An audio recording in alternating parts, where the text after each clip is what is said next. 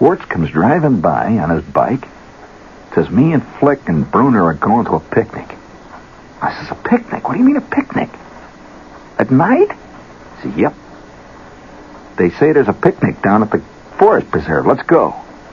So I get my bike out of the garage, an Elgin, in case you're curious. And I get out on the road behind Schwartz and Flick and Bruner, and we start pedaling off into that fantastic moon. Through this enormous swirling clouds of mosquitoes, dripping sweat behind us as we went, heading to the forest preserve. Just the first time I ever went to a picnic that was at night. Actually began at night. Well, we arrived at the forest preserve, and there was just a great big banner across the front, and it had a symbol on it. No letters at all. And we drifted down the gravel road. Down the gravel road we drifted, sneaking in. The heat, oh my God, that heat. And it was a kind of excitement. You know, going to a picnic at night. It was a quiet picnic. There was no band playing. And usually almost every, in fact, I would say without exception, every picnic we went to had some kind of a cockamamie band. Either it was the Greek-American accordion players, or it was a Dixie band. They always have Dixie bands. Once in a while, some of them would show up with a bunch of guys playing little round things. You know, that was the Croatian Americans. Little round things. And they had these puffy sleeves. You know, the guys with the black suspenders and all that. But this one had no band at all. Nothing. And we could see some lights through the woods up ahead of us. Kind of orange lights bobbing up and down.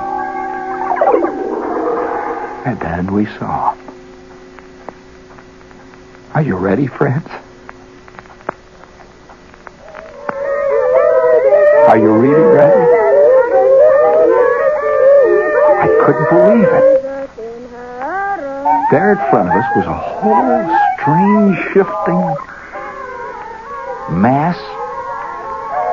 It looked like some mirage. There were little ones and big ones. I mean, little ones about 3 feet high, maybe a foot high. And there were some big, tall, skinny ones.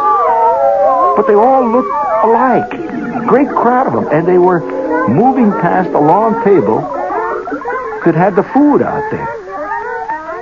They had potato salad, in case you're curious. And it looked like boiled hot dogs. We didn't stay long enough to find out. I said to Schwartz, what the heck is that, Schwartz?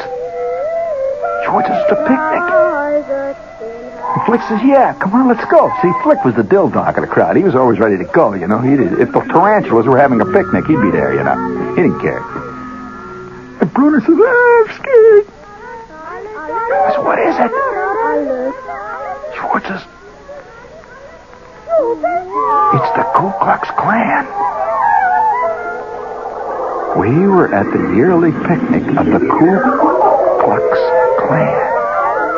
The KKK.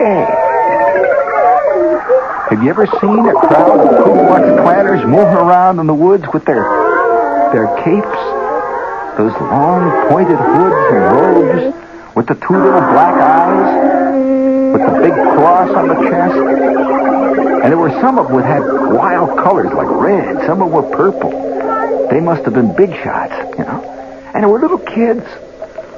Whole crowds of them. Getting plates full of potato salad. Somehow it's a little scary to think of a ghost eating potato salad.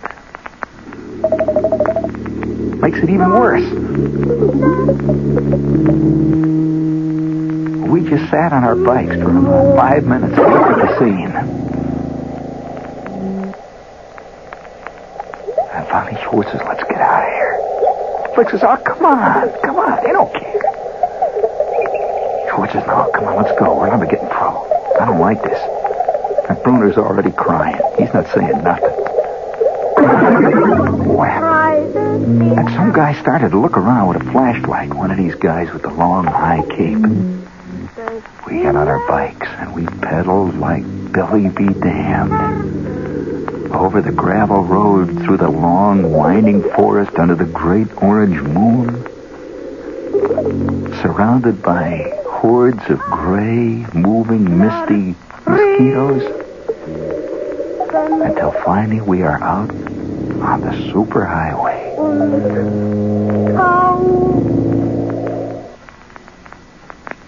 Out on the superhighway. Now, what can I tell you? What can I tell you? Not very much. Except to say that that is one picnic that I did not forget soon. I remember it vividly. I remember those white, curious, they look gray in the dark light of the moon. Those curious white, gray shrouds. It looked like almost like a fantastic conclave of evil spirits, which is, I guess, what they wanted to look like. Oh, and one thing. The light. How they lit the scene. They had a huge cross that was burning. Actually, a burning cross. Have you ever seen a burning cross? You haven't? You've heard of it. Listen, hearing of it ain't the same as seeing it. That's like hearing about King Kong. It ain't the same.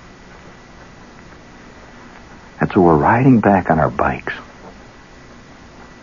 in absolute silence. Somehow that whole picnic scene had changed. I had no idea what the Ku-Klux-Klan was. I just, I'd heard the name, that's all. Just like most of you. I just heard it. And I came home about 10 o'clock. Went up the steps. Into the kitchen. There's my mother. My old lady, see. She is leaning over the sink in her Chinese red chenille bathrobe. The rump sprung hanging there with the petrified egg on the lapel. Her hair's up in curlers. And I felt very strange about this thing. This is really a scary experience. I walk into the kitchen. See, I've had nothing to eat, This is one night I didn't score, Walk into the kitchen, see, and I open up the refrigerator, and there's a half a meatloaf in there. So I take the meatloaf out, start to make a sandwich. My mother's hanging over the sink. My kid brother's under the daybed whining. The old man's sitting in the front room in his underwear, drinking some beer, which is what he always did when he was sitting around his underwear in the middle of August. So I'm making a sandwich. The old man is sucking the beer. The kid brother's under the daybed whining.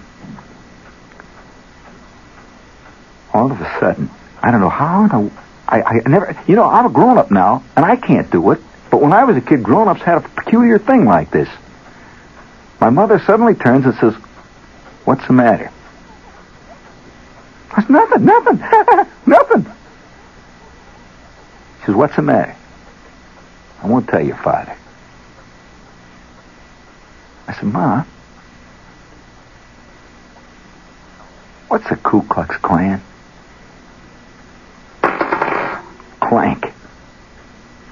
She dropped the fork she was drying. She said, "What was that?" I said, "What's the Ku-Klux-Klan, Ma?" She said, "Where did you hear that?" I said, "Oh, I just heard it."